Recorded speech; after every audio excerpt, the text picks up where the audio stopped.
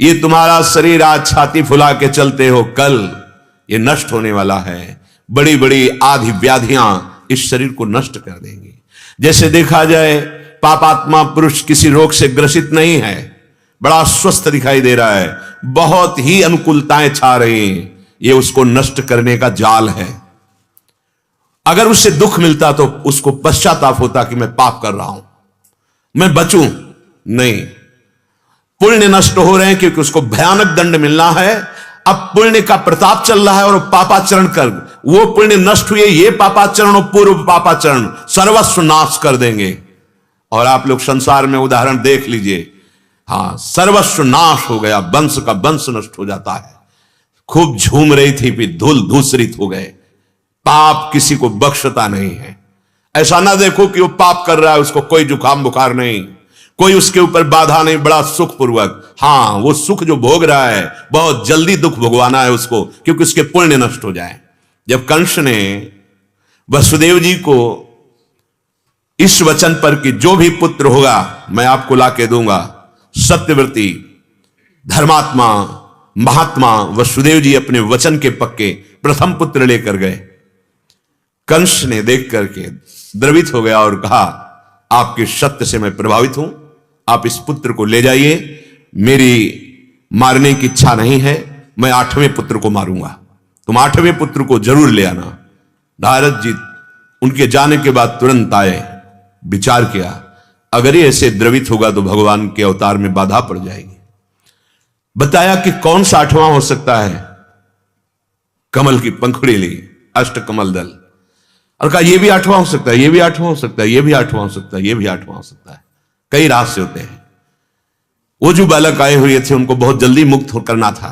जैसे माता गंगा ने 8 वसुओं में 7 वसुओं को मुक्त कर दिया, प्रकट होते ही गंगा जी में डाल दिया। जो भगवान के पार्षद होते हैं उनकी चिंतनी शक्ति भगवान के आदेश से चलती है। भगवान के आदेश से उसको समझाया, उसकी समझ में आ गया, बुलाया, मार दिया। अगर ये पापात्मा दया करेगा तो बहुत विलंब हो जाएगा इसके नाश के लिए। इसके हृदय में क्रूरता ही रहनी चाहिए जिससे जल्दी नष्ट हो।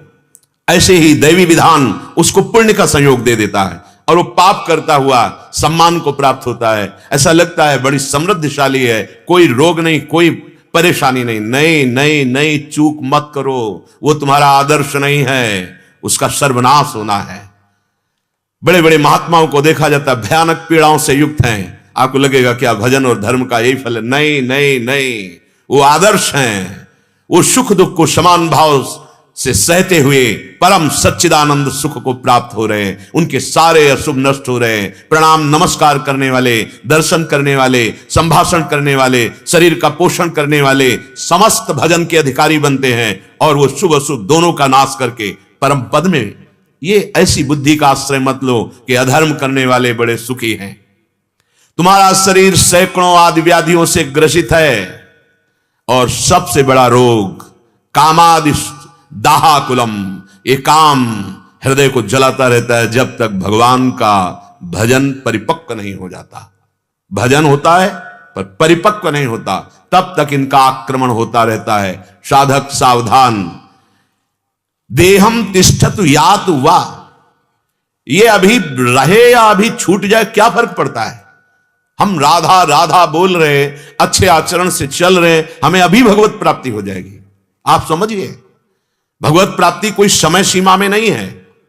भगवत प्राप्ति आपका चिंतन, आपका आश्रय, आपका समर्पण। अभी तो अभी, बिगड़ी जन्म अनेक की, अब ही सुधरे आज।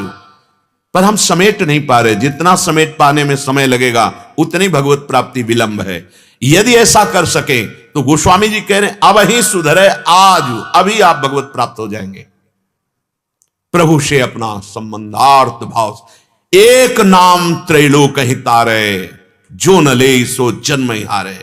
एक बार जिन नाम ली हित सो होए अति दीन, आर्त भाव से तन्मय होकर राधा।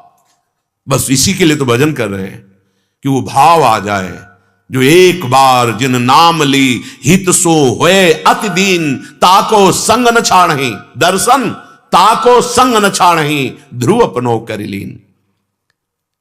ये हृदयेश्वर को समर्पित हो गया तो अभी प्राण निकल जाए क्या फर्क पड़ता है।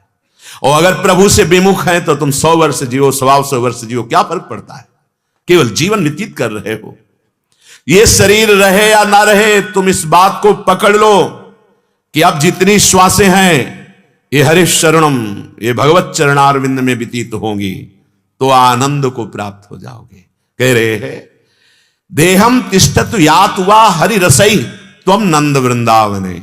ये तुम्हारे अंदर निष्ठा कैसे आएगी कि आज से मैं नियम लेता हूं, मैं प्रभु का हूं और अब जितनी श्वासें हैं प्रभु का भजन करूंगा। बोले वृंदावन आ जाओ। वृंदावन तुम्हें रसिकों का संग प्रदान करेगा और रसिक संग सुखकारी, वो तुम्हारे हृदय में निष्ठा पैदा कर देंगे। ये सामर्थ्य रसिक महापुरुषों में होती है। अनेक जन्मों की जो बिगड़ी वृत्तियां हैं, कुछ क्षण के सत्संग में इतना पावर है कि आपके अंदर आने लगेगा, आज से नहीं करूंगा, अब नहीं करूंगा और अब मैं सतमार्ग में चलूंगा। ऐसा कि आप केवल सत्संग के वचन सुनकर कुमार्गगामी उन दृढ़ बंधनों को जिनको तोड़ना कठिन है तोड़ देते हैं, तो आप सत्संग के प्रभाव से इसको भी छोड़ सकते हैं। शरीर राग को सर्वसंगो पहो हिमाम, भगवान के वचन है। सत्संगा सर्वसंगो पहो हिमाम, समस्त संगों से असंग करके भगवान के प्रेम रंग में रंग देता है। श्रीपाद कह रहे श्रीधाम वृंदावन का आश्रय ले लो। श्रीधाम वृंदावन तुम्हें भगवत प्रेमी महात्माओं से मिला देगा और उनके संग से ऐसा रंग चढ़ेगा कि आपके जीवन का जो परम लक्ष्य है वो आपके हृदय में प्रकाशित हो जाएगा। हरिराम व्यास जी भी यही बात कह रहे हैं वृंदावन को वास करी, छाड़ी जगत की आस, व्यास सुरसिकन हिल मिले, हुए नव जन्म प्रकाश, हुए नव जन्म प्रकाश।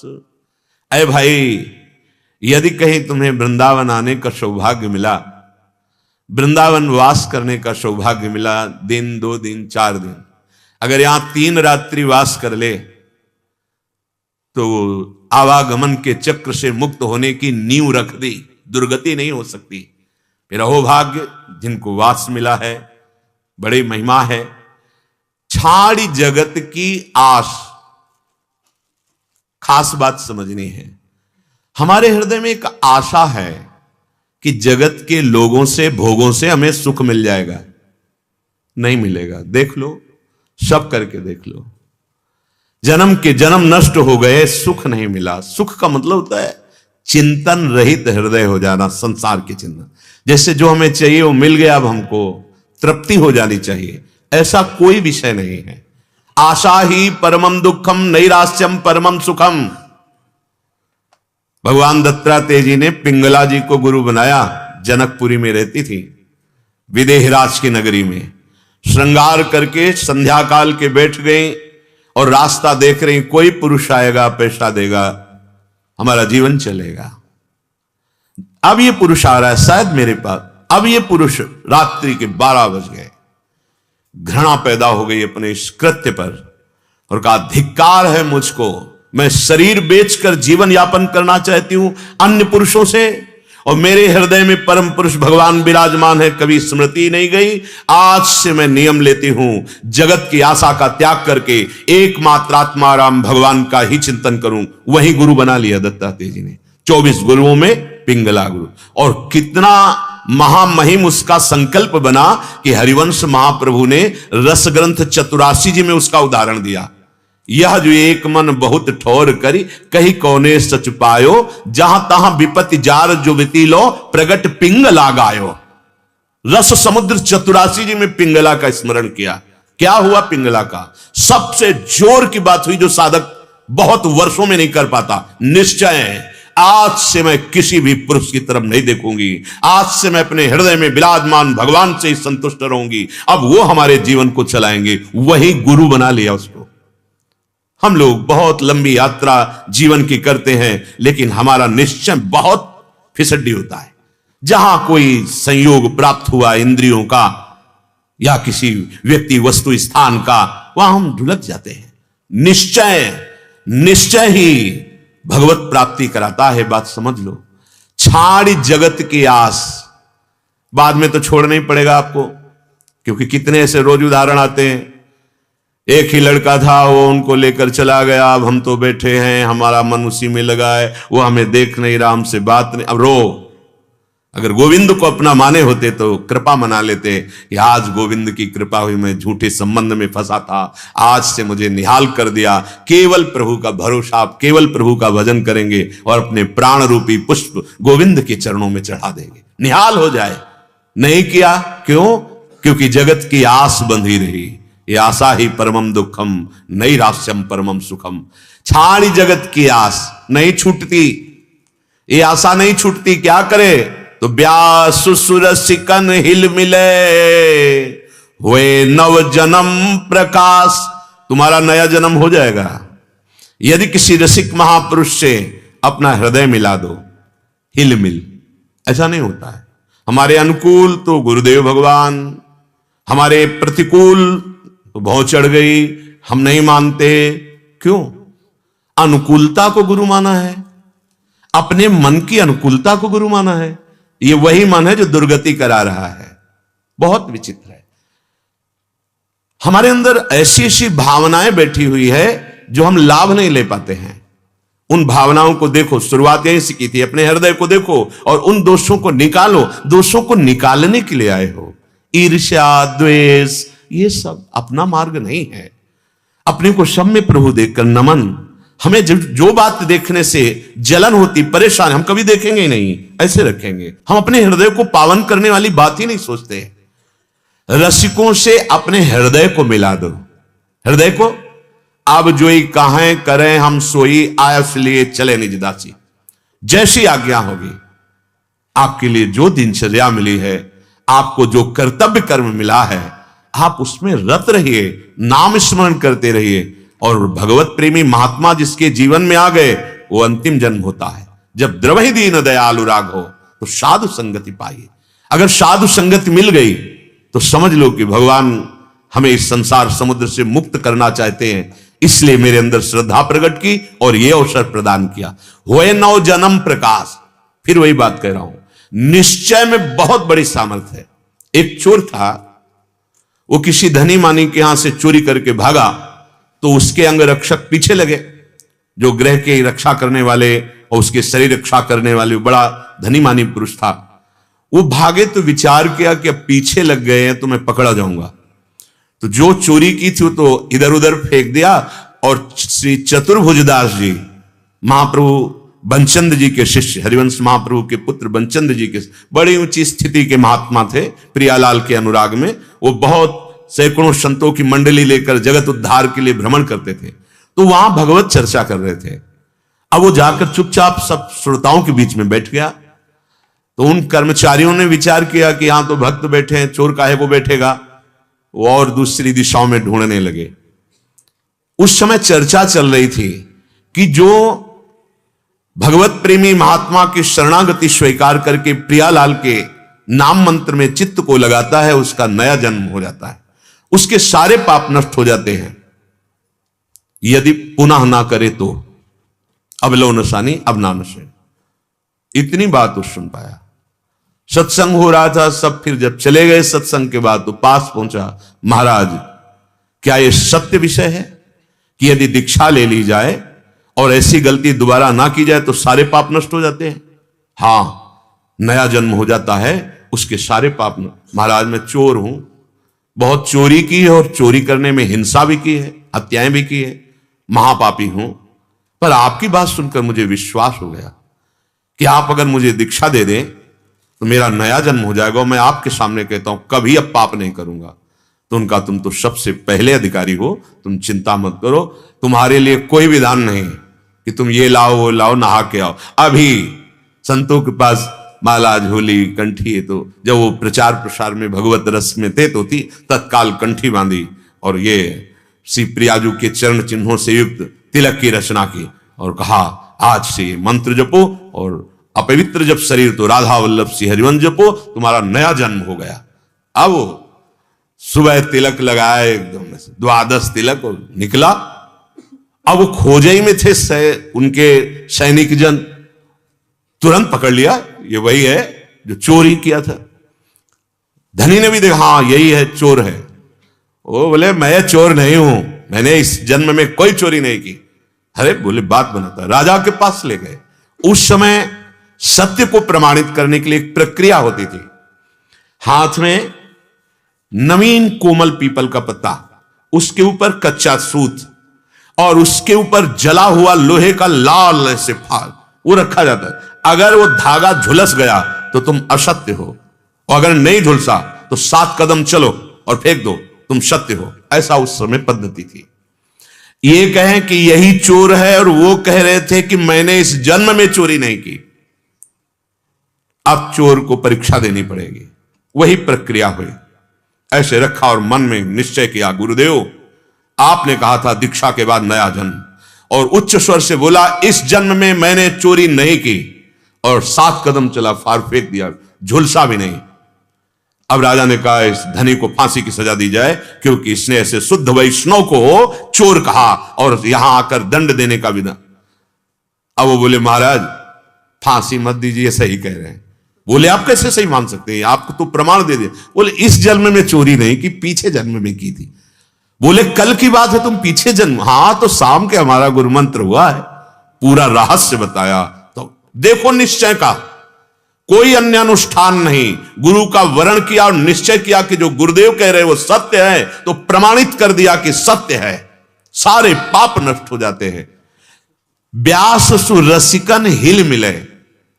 गुरुदेव मां की तरह होते हैं, जैसे छोटे छोटे बच्चे ना एक दूसरे से ईर्ष्या राग द्वेष से, बचाओ इनको, किसी तरह बचाओ। राग द्वेष ईर्ष्या ये इतने बड़े शत्रु हैं कि सारे सुकृत का नाश कर देते हैं। परिणाम क्या होता है, आराध्य देव गुरुदेव से विश्वास नहीं रह जाता। नहीं ये उनको ज्यादा आदर देते हैं, वो उनको ज्यादा, ऐसा नहीं है। मां के अगर 4 पुत्र हैं 8 पुत्र हैं, वो सबको बराबर प्यार करती। हां तुम्हारी दृष्टि में लगेगा मां में पक्षपात, मां के हृदय में ऐसा नहीं। तो अनंत करुणा वरुणालय प्रभु को जिसने अपने हृदय में धारण कर लिया है, वो कहीं किसी से कम ज्यादा थोड़ी, वो तो समदर्शी होते हैं। हां अधिकार अनुसार व्यवहार करते दिखाई देंगे, लेकिन उनमें पक्षपात नहीं, सबके समान भाव, सबका समान कल्याण हो, ऐसा भाव होता है। रसिकंसु हिलमिली, हमारा हृदय मिल जाए। एक बार हितधाम में थे तो कोई सत्संग दूसरे के मोबाइल में डालना था, तो दूसरा वो जो कर उनका ब्लूटूथ सिस्टम, उस समय जो हितधाम में थे उनका, तुम अपना को, हम सुन रहे थे देख रहे थे, चिंतनीय विषय, हाँ उनका ये सिस्टम, शायद ऐसा ही सिस्टम गुरु शिष्य का होता है। अगर उसका हृदय खुला, समर्पण, गुरु ने अपने हृदय की वस्तु उसमें डाल दी। जब तक आपका ब्लूटूथ सिस्टम नहीं खुलेगा तब तक वो उसमें नहीं जाएगा। उस समय, अब नया कोई सिस्टम हमने देखा लिया भी, क्योंकि जब बच्चे करते तो हमें समझ में आता। अगर आपका हृदय गुरु के प्रति समर्पित है, खुला हृदय, मोह कपट छल छिद्र न भावा, मान रहित संपूर्णता भाव, जैसे लौकिकता में अपनी मां से कोई प्यार करता है, सहृदय, ऐसे अपने गुरुदेव से, मेरे जीवन धन, मेरे प्राण धन, गुरु की वस्तु अपने आप आपके हृदय में आ जाएगी। जैसे नाभाजी के हृदय में अग्रदेवाचार्य जी की वस्तु सकिल गई। गुरु शिष्य का संबंध ये एक हृदय वाला होता है। देखने में 2 तन दिखाई देते हैं, शिष्य और गुरु। वस्तुतः गुरु शिष्य के हृदय में बैठकर अभेद स्थिति पैदा कर देता है। जो गुरु वही शिष्य, जैसे नारद जी के लिए आया है, आप उस शरीर से चाहें सब कीन्हा, अपने समान सबको बनाने की भावना सदगुरु में होती है। हुए नव जन्म प्रकाश, क्या आप अपना नया जन्म मानते हैं कि हमारा गुरु से हुआ है? हमारा कोई और संबंधी नहीं, सिर्फ गुरुदेव। गुरुदेव ही हमारे माता हैं, पिता हैं, गुरुदेव ही हमारे सर्वस्व हैं, ऐसा भाव आएगा। गा तो लेंगे गुरुर ब्रह्मा, गुरु जी के द्वारा हमारे नए जन्म की सृष्टि हुई। गुरुर विष्णु, गुरुदेव ही हमारे सद्गुणों का पालन करने वाले हैं, पोषण करने वाले हैं। और गुरु हमारे दुर्गुणों का विनाश करने वाले, इसलिए गुरु महेश्वर। और गुरु साक्षात परब्रह्म, जिसकी हमें जानकारी करनी, जिसे हमें पाना है, वो हमारे सामने बैठे हैं। ध्यान मूलम गुरु मूर्ति, पूजा मूलम गुरु पदम, मंत्र मूलम गुरु वाक्यम, मोक्ष मूलम। कहां है भाव? भाव का ही सारा खेल है। भाव तो एक व्यक्तित्व का देख रहे हो आप, तो एक व्यक्ति से तुम्हारा कल्याण हो जाएगा क्या? व्यक्ति कभी गुरु नहीं बन सकता, गुरु कभी व्यक्ति नहीं हो सकता। साक्षात परब्रह्म कहां भावना है, तभी जो होए नव जन्म प्रकाश वो नहीं हो पाता। गुरु मंत्र लिया, गुरु को परमार्थ पथ की सिद्धि प्राप्त करने के लिए तन मन वचन से वर्ण किया। अब हमारी मां गुरु, हमारे पिता गुरु, हमारे स्वामी गुरु, हमारे सर्वस्व गुरुदेव, इसी से प्राप्त हो जाता है।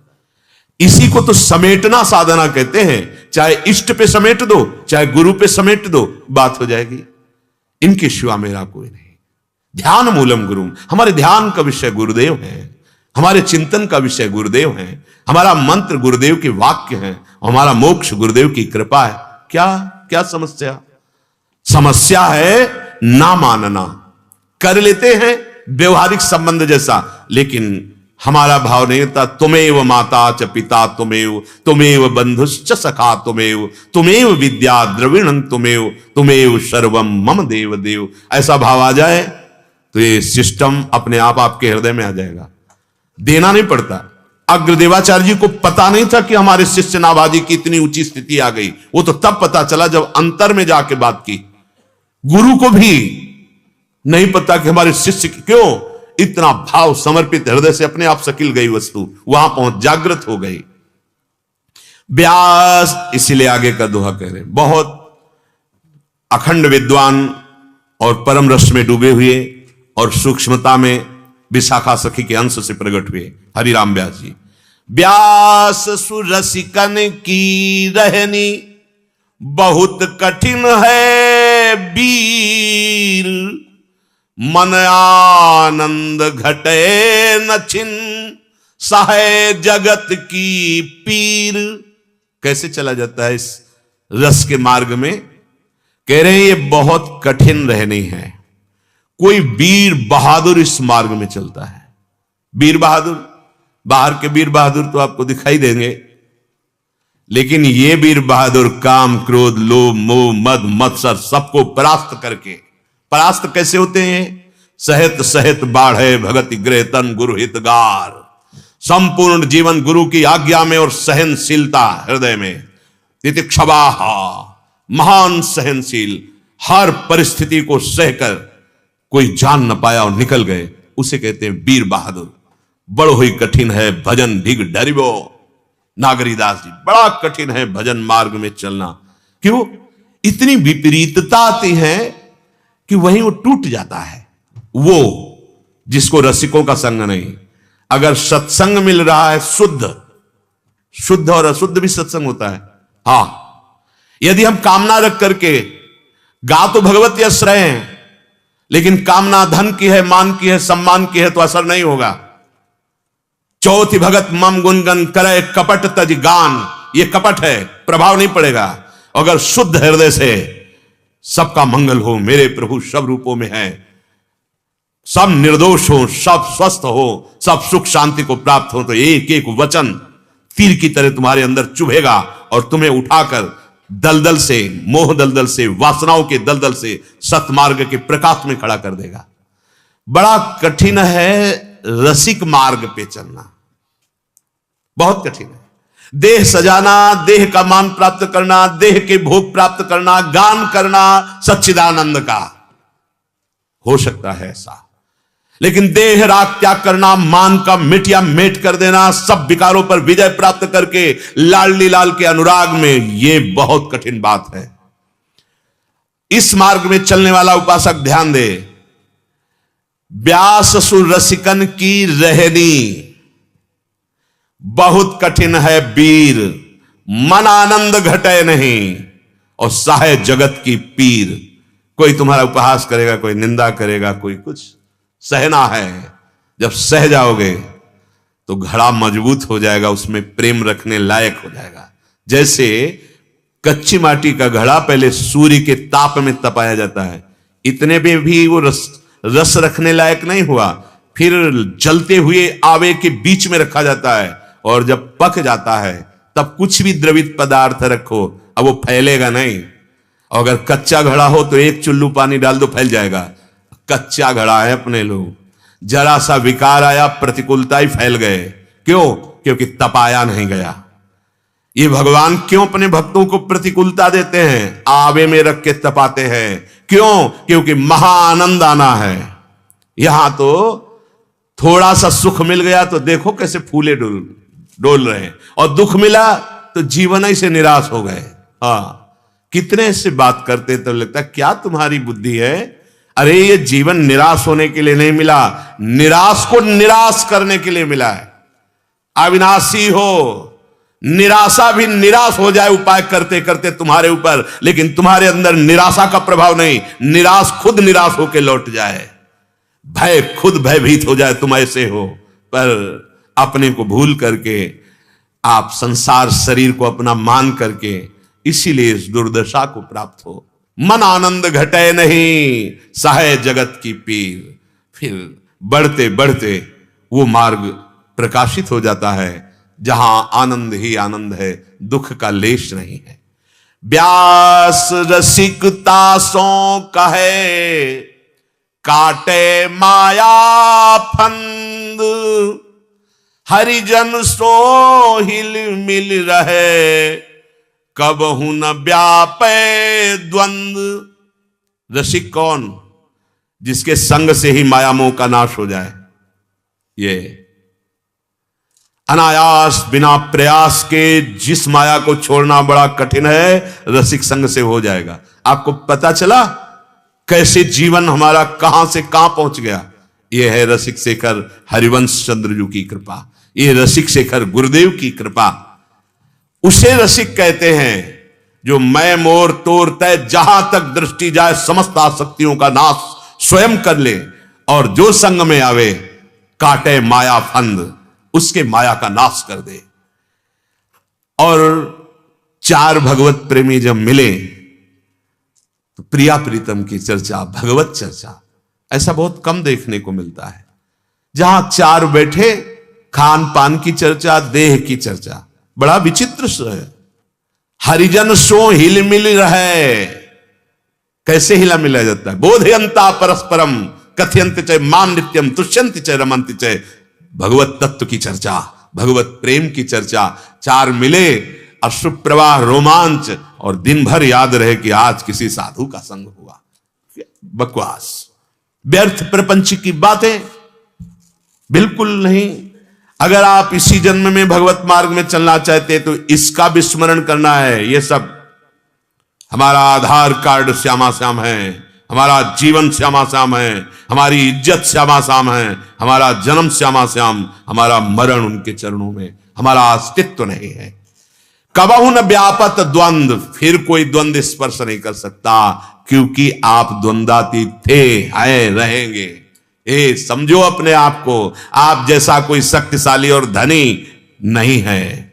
आप आनंद के धनी हैं, आप भगवत शक्तियों के अंश हैं। जितनी शक्तियां प्रभु के पास, वही सब अंश रूप में आप में है।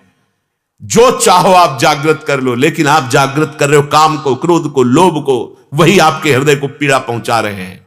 व्यास कठिन कलिकाल है, नाम रूप अवगाही। रसिकन से तजयंतरो, नर्तन हीरा पाई। हरिराम व्यास जी कह रहे कलिकाल है, ज्यादा बुद्धिमान मत बनो, नाम जप करो और भगवान की सेवा करो। देखो ऐसे शब्दों से बचो जो भगवान की सेवा का निरादर करते हैं।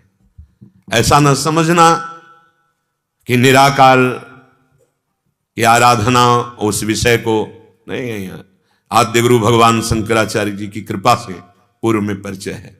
तब ये महापुरुष पूरे विश्व में डंका बजता था इनकी विद्वता का। हरिराम व्यास जी वो कह रहे हैं, छाती की बात कह रहे हैं, यहां भी छाती में वही बात इन गुरुजनों के प्रताप से आई।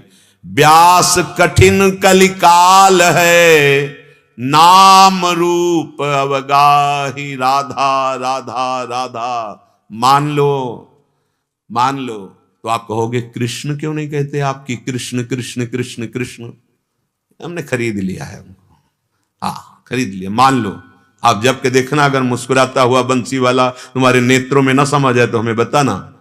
अनुभव जैसे डोरी पकड़ लो, पतंग अपने आप आ जाएगी। डोरी छोड़ दो और पतंग कभी नहीं मिलने वाली। हरि प्रेमाविष्ट हो जाते। मैं क्या दूं, मेरी प्रियाजू का नाम जप रहा है। प्रेमाविष्ट हरि उसके पीछे पीछे डोलते हैं। ये परा विद्या राधा नाम है। ये दान करने के लिए सजनी जो प्रगट भई। कभी जिभ्या से श्यामा कुंज बिहारी के सिवा नहीं निकला स्वामी हरदास जी। बिहारी जो सामने मंद मंद मुस्कुराते हुए विराजमान। ये कांतिक रस है आगम निगम पुराण, जिस तत्व को नेति नेति कहते हैं, जिसे जाहे विरंच उमापति नाये, जो रस नेति नेति श्रुति भाक्यो, हमारी प्यारी जू के अधीन है। जाके अधीन सदा इस सांवरो, या ब्रज को सिरताज मान लो। तुमसे कुछ लेना नहीं है। राधा राधा बिना तर्क और संशय के शुरू कर दो, न कलिकाल, न कोई विनायक, न कोई पाप तुम्हें नष्ट नहीं कर पाएगा, विश्वास कर लीजिए। और प्रियालाल का प्रेम, इसमें दोनों युगल सरकार समाये हुए हैं। रा रसदात्री धा धारण करने वाले लालजू महाराज। मांगत लाल लाड़िलो नागर, प्रगट भई दिन दिन की चोरी, दान दैरी नवल किशोरी। ये रा और धा हमारे प्रिया प्रीतम है, जुगल सरकार है। राधा नामयु कार्यम हनुदिन मिलितम साधना गीस कोटि। बार बार आपसे प्रार्थना करे जा, राधा वहां कोई बाधा नहीं। और लालजू महाराज अधीन रहते हैं, अधीन। आहा, यदि किशोरी जू का नाम जिभ्या पे है, लालजू महाराज। एक बार बंसी सखी अधरों पे लालजू के विराजमान होकर चहक रही थी। इनसे ज्यादा सौभाग्यशाली कौन होगा। सदैव लालजू का अधरामृत पान करके पुष्ट होती हैं। बंसी जी अपने कर कमल की गादी पर विराजमान करके और एक कर कमल से उनके चरण चापते रहते हैं। अधरों का पान कर कमल पे, कर कमल रूपी सैया पे विराजमान और चरण चापते रहते हैं। बंसी जी की इस रस भरी स्थिति को देखकर लाडली जी ने कहा, लाओ हमें, हम बजाएंगी। लालजू ने कहा, आपसे तो बजेगी नहीं। लाडली जो समस्त कलाओं में प्रवीण, ऐसा कैसे हो सकता है कि बंसी ने, लालजू ने कहा, प्रिया जो पक्का नहीं बजेगी आपसे। ले ली, अधरों पे रखा, बंसी मौन। ललिताजू की तरफ देखा कि ये बज क्यों नहीं बजेगी लाडली जो आपसे। क्यों? क्योंकि आप जब बोलोगी तो श्याम श्याम बोलोगी। और बंसी का नियम है, प्रण है, रसना कटो जो अन रटो। ये बोलेगी तो राधा राधा, आप राधा गाओगी ले, इसलिए बंसी बोलने वाली ले। बंसी जो हरिवंश महाप्रभु के रूप में प्रकट भये, ये राधा नाम के दाता, जिसमें लालजू महाराज अत्यंत आसक्त है। हरि रचना राधा राधा रट, मान लो प्रार्थना, परिणाम खुद देख लेना। व्यास कठिन कलिकाल है।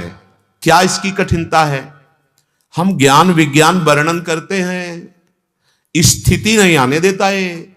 स्थिति रहती है भोगों में। बहुत सुलझी हुई बात है। ऊपर से तर्क के द्वारा आप हमारा मुंह बंद कर सकते हो, किसी का मुंह बंद कर सकते हो। विद्वता ऐसी हो सकती, मानते। बात विद्वता की स्थिति की होती है। स्थिति, कोई भी विकार आपके हृदय में स्फुरित ही नहीं हो रहा। कलिकाल है। आहार विहार दृश्य संयोग ऐसे हैं कि टिकती नहीं है वृत्ति, चंचल बनी रहती, चलायमान बनी रहती। तो ऐसी स्थिति में भगवत प्राप्ति कैसे होगी? तो हरिराम व्यास जी कह रहे, व्यास कठिन कलिकाल है, नाम रूप अवगाही। राधा राधा राधा। और हमारे जो प्रभु की सेवा है, देखो कहीं भी सेवा करो, कहीं भी, किसी की भी, उसमें भगवत भाव कर लो, भगवान प्रसन्न हो जाएंगे। अब पता नहीं कौन सी हवा चली है कि भगवत सेवा का निषेध किया जा रहा है, और वो बिना गुरुदेव मूर्तिमान जो उनकी सेवा किए कौन सी सिद्धि प्राप्त कर लेगा? सेवा करनी ही पड़ेगी। गुरुदेव अगर हैं तो चराचर जगत में अखंड मंडलाकारम व्याप्तमेन चराचरम, तो हम गुरुदेव मान करके देखें या आराध्य देव मान करके देखें। बिना उपासना के कोई आगे बढ़ता ही नहीं। पर आजकल ऐसी कुछ भावना चली है कि जो नए साधक हैं, एक क्षण में बुद्धि भ्रष्ट हो जाए, ऐसे ऐसे संग हैं। इसलिए प्रार्थना करते हैं श्री जी जब किसी पर द्रवित होती हैं तो रसिक संग मिल जाता है। गली में पड़ा हुआ लोहा जिसे लोग पैरों से कुचल कर जाते थे, पारसमणि ने छू दिया, सोना बन गया। अब वो आभूषण बन करके आराध्य देव के कुंडल कंकन में विराजमान। अब ये लगता है यार ये तो कल चरणों के नीचे पड़ा हुआ एक जंगहा लोहा था, हो क्या गया? ये पारसमणि का आलय बन बसत संग पारस के, आयस कनक समान भयम। आयस माने लोहा, कनक माने स्वर्ण, पारसमणि का प्रभाव, गुरुदेव की कृपा, रसिक की कृपा। तो कह रहे हैं ये कलिकाल सच्ची मानिए, बात बना लेना अलग है लेकिन स्थिति देखना अलग। महाराज जी जिस कुटी में रहते थे, दूर दूर तक कोई सुविधा नहीं, कुछ नहीं, एक छोटी सी मटकी, उसमें चून ब्रजवासियों और लकड़ी और कंडा, ना किसी का आना ना किसी का जाना, ना किसी से कोई मतलब, ऐसे ना बिजली ना मतलब सुविधा नाम की कोई चीज नहीं। ऐसे प्रिया प्रीतम के अनुराग में डूबे, रात उनकी सेवा में रहे, रात में उठे, कब सोते हैं कब, अगर कभी सोते हुए विश्राम पा तो थोड़ा सा बस वही 2 3 4 ऐसे ऐसे देखा। ये हर समय हम लोगों का क्या जीवन है, महापुरुषों का इतनी, और गीता भागवत वेदांत शास्त्र जहां जहां से चर्चा की वहां से घेर करके, वहीं यद्यपि मौन महाराज जी बोलते, वहीं वहीं से घेर कर वहीं प्रियालाल के चरणों में। तब ये कोई न समझे कि ज्ञान शास्त्रों का, समस्त उपनिषद गीता भागवत जो जो प्रश्न किया जहां जहां से, तब ये कहा जाता है रसिकों से हिल मिल करके नवजीवन प्रकाशित होता है। अब वो है कहां, विचार करके देखिए, नाम विराजमान है, रूप विराजमान है, रात दिन परिचर्या जो पहले थी एकांत में, वही आज सबको पान करा रहे हैं। आज पता नहीं कौन सा ज्ञान जागृत होता है कि महापुरुषों द्वारा सेवित स्वामी हरिदास जी, बिहारी जी महाराज, गोपाल भट्ट जी, राधा रमन, ये ऐसे महान की इनकी भावना से सच्चिदानंद बपू। अब आप देखिए श्री गोपाल भट्ट जी को कोई आया बड़ा भावुक कि आपके कौन से ठाकुर जी हैं, उनको हम वस्त्र आभूषण देना चाहते हैं, सबके ठाकुरों को दे रहे थे। मन में एकदम शालिग्राम भगवान विराज मन में आया हमारे ठाकुर जी के, बस भक्त का चिंतन गाढ़ हुआ कि वही शालिग्राम से साक्षात प्रिया प्रीतम का मिलित रूप राधा रमन सरकार विराजमान है। हम लोग जो आज सौभाग्य प्राप्त करते हैं, ये उनके मन का चिंतन हुआ। श्री स्वामी हरिदास जी निधिवंत आदमी में बस ऐसे देखते रहते, मुस्कुराते रहते। विठल विपुल देव जी महाराज प्रणाम किए, कहा महाराज स्वामी जी इधर क्या है कुंज में, बोले तुम्हें नहीं दिखाई दे रहा, देखो। देखा वो बिहारी बिहारिन जो चरणों में गिरे, बोले प्रभु हमारी आकांक्षा है, अगर ये जन साधारण भी इनको देख पाए तो कल्याण हो जाएगा। संतों का हृदय कैसा होता। स्वामी जी ने देखा, प्रार्थना करी, तो प्रिया प्रीतम तत्काल मिलित रूप धारण किए और बांके बिहारी के रूप में सीधे सच्चिदानंद बपू, ये हमारे जो वृंदावन के ठाकुर है, ये साक्षात प्रिया प्रीतम मिलित रूप है। नाम रूप की अवहेलना की जा रही, कौन सा कितना बड़ा ज्ञान है, कौन सी, हमें तो समझ में नहीं आता। क्या आद्य गुरु भगवान शंकराचार्य जी की छवि नहीं है, क्या उनका पूजन नहीं, क्या गुरुदेव का पूजन नहीं, या किसी भी महापुरुष का क्या उसकी आराधना नहीं। बस हमें लगता है कहीं ना कहीं हम लोगों से त्रुटि होती है। सर्वम खलमिदम ब्रह्म की दृष्टि रहित होते तभी ये खंडन मंडन चलता है। सबसे प्रार्थना है, यह कठिन कलिकाल है, नाम रूप अवगाही। हमारी प्रार्थना मान लो, महापुरुषों की बात मान लो। गोस्वामी जी कहते हैं, भगवान शंकर को साक्षी कह के कह रहा हूं, अगर मेरी जबान थोड़ा भी कुछ ऐसा बोले तो गल जाए, मुझे जो कुछ प्राप्त हुआ है रामा। गोस्वामी जी कहते हैं। एक जज स्वामी थे, गीता वाटिका से उनका चरित्र भी निकला, तो उनको किसी घटना से एकदम वैराग्य हुआ और निकल पड़े कि जिस नारायण ने मुझे सत्य का परिचय दिया, अब मैं भजन करके उनको प्राप्त करूंगा। ऋषिकेश गए, हरिद्वार, बड़े बड़े संतों से मिलते और जहां कहते कि मैं सुप्रीम कोर्ट का जज, मेरे पास इतना इतना सब वैभव, मैं देकर संन्यास लेना चाहता हूं। तुरंत आदेश हो जाता, गंगा स्नान करके और दोबारा वापस नहीं जाते, क्योंकि उनको लगा कि जो मेरे पद और मेरे धन का महत्व रखेगा वो मुझे इससे राग रहित कैसे कर पाएगा। बहुत प्रवीण बुद्धि थी, उनको कुछ समझ में नहीं आया। तो जब प्रबल विरह जागृत होता है गुरु का या इष्ट का, तो प्राण रूपी पुष्प देने में संकोच नहीं होता। तो अब हिमालय में तो एक से एक पहाड़ है, पहाड़ में चढ़े और सोचा अपने प्राण विसर्जित कर देता हूं, क्योंकि मुझे जैसे गुरु चाहिए थे वो मिल ही नहीं रहे, जो मेरे पद का सम्मान न करें और मेरी संपत्ति का सम्मान न करें, मुझे ऐसे गुरु चाहिए। तब लगी जोगी जगत गुरु, जब लग रहा है निराश, और जब आशा मन में भई तो जग गुरु और जोगी दास। जे ही कूदने को ये पीछे से किसी ने पकड़ लिया, वो है नारायण, वो हरि। ए क्या चाहिए तेरे को, क्यों आत्महत्या करता है? पीछे में एक दिव्य संत, उनका गुरुदेव का वर्ण, तो नारायण नारायण नारायण नारायण, बस अंतर ध्यान, बस नारायण नारायण नारायण, इतना जप किया। एक टाट लगाए हुए थे, बस हर समय श्वास श्वास।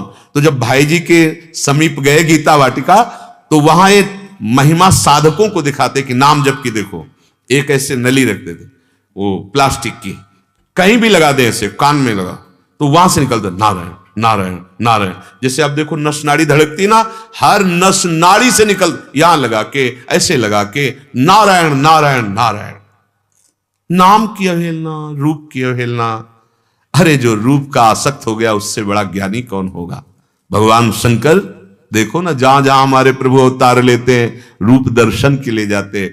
और मैया यशोदा जी कह रही, ए बाबा ये बड़े बड़े सांप बिच्छू, मेरा लाला डर जाएगा। तो मानो मुस्कुरा के कह रहे हैं, हमारे गले में तो एक ही 5 ही फण वाले सर्प देख रही हो, ये 1000 फण वाले के ऊपर सोने वाला है, इसको कोई डर नहीं, क्योंकि भगवान से लाओ, सामने लाओ। दर्शन करते हैं बाल गोविंद। मैया ये हीरा जवाहरात तू हटा दे, एक बार केवल अवसर दे, मैं इस लाला के चरण अपने माथे पे रख लूं। ना बाबा छूने तो नहीं दे। मैया मैंने एक सिद्धि प्राप्त की, मैं जिसे छू लेता हूं उसे नजर नहीं लगती, उसे कोई बाधा नहीं। भोली मैया तो फिर जल्दी छुआ दे। भगवान के चरण से, महादेव जी परम ज्ञानियों के गुरु। और मैया मैं तब तक नहीं जाऊंगा जब तक लाला का प्रसादी वस्त्र नहीं दोगे। प्रसादी वस्त्र लेते, क्या स्वरूप है। अरे कोई भी हो, संत की प्रसादी, इष्ट की प्रसादी, वो हमारी बुद्धि को पावन करती है। प्रसाद का अनादर बुद्धि को भ्रष्ट कर देता है, ध्यान रखना।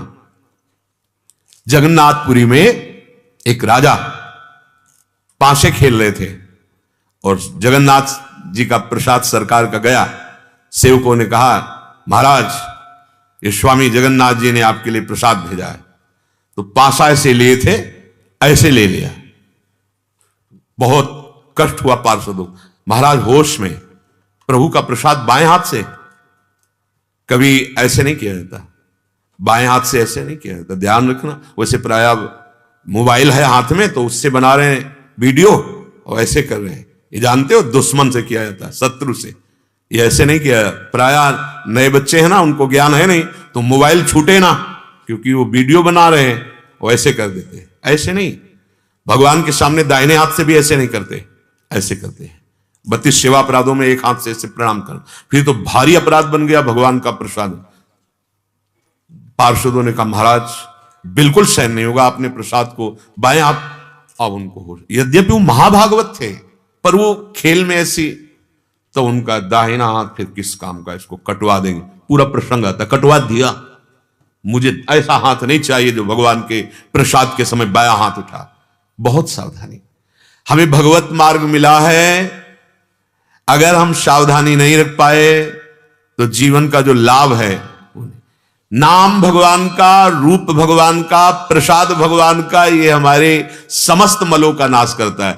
अगर कोई संत छू करके, यहां बहुत सूक्ष्म विषय है, बड़े बड़े महापुरुष, पूज्य श्री मथुरा दास जी सिद्ध महापुरुष थे, भक्तमाल जी कंठस्थ थी, कभी ककारा नहीं पढ़ा जाके, बड़ा एक अद्भुत प्रभाव था जब वो बोलते थे, बहुत बहुत सीधे सरल भाषा में। ऐसा लगता था हम मतलब किसी वैकुंठ में बैठे हुए, हम किसी दिव्य योग का आनंद प्राप्त कर रहे हैं। सच्ची बात कहते हैं, जब वो सामने से वयोवृद्ध धीरे धीरे से बोलते, अमृतमय, मानो अमृत। अगर हमारे हृदय में भगवान के प्रसाद के प्रति श्रद्धा नहीं है तो सारे सुकृत नष्ट हो जाएंगे। ये जो पता नहीं आजकल कैसा भाव चला है कि भगवान के प्रसाद, वो कह रहे थे अगर किसी संत के पास जाओ, आसपास कहीं रज दिखाई दे तो ऐसे माथे पे लगा दो, वहीं चरण रज होगी, कहीं ना कहीं उनके पैर पड़े हों, और कहीं सौभाग्य मिल जाए कि वो अपने हाथ से छू के कुछ दे दे, प्रसाद है, चरणामृत है या कोई वस्त्र प्रसाद, तब तो अहोभाग्य मनाना कि आज हमें भगवान की विशेष कृपा प्राप्त हुई, प्रसादी वस्त्र, प्रसादी माला, कुछ प्रसाद ऐसा। और अगर ऐसा भी नहीं दे रहे और देख लिए आपके मृदु भाषण कर लिए तो सौभाग्य। यहां तो प्रसाद को कह दिया जाता है कि प्रसाद के प्रति और सावधानी। जैसे तुलसी दल है, कुछ पुष्प हैं भगवत प्रसादी, इनमें चरण ना पड़ने पावे, नहीं सारे सुकृत नष्ट हो जाते हैं। ये इसलिए सावधानियां बरन की इस विषय को प्राय लोग नहीं जानते हैं। एक बार भगवान शिव के पार्षद, जिनका नाम पुष्पदंत है, वो बहुत निजी भगवान शिव के पार्षद है, तो काशी में काशी नरेश का बगीचा था, बहुत ही सुंदर पुष्प, तो वो रात्रि में जाते थे और भगवान शिव के लिए, क्योंकि काशी नगरी भगवान शिव की है, भले वो तुम राजा होते लेकिन महाराजा तो विश्वनाथ जी हैं, वो जाते और वहां के पुष्प उतार करके लिए। पहरेदार जब सुबह विश्वनाथ जी की सेवा के लिए पुष्प लेने के लिए राजा के लिए जाते तो कहते महाराज बड़े बड़े अच्छे अच्छे सब पुष्प तो रात में उतर जाते हैं, कोई चोर आता है तो तुम लोग कैसे सुरक्षा नहीं करते?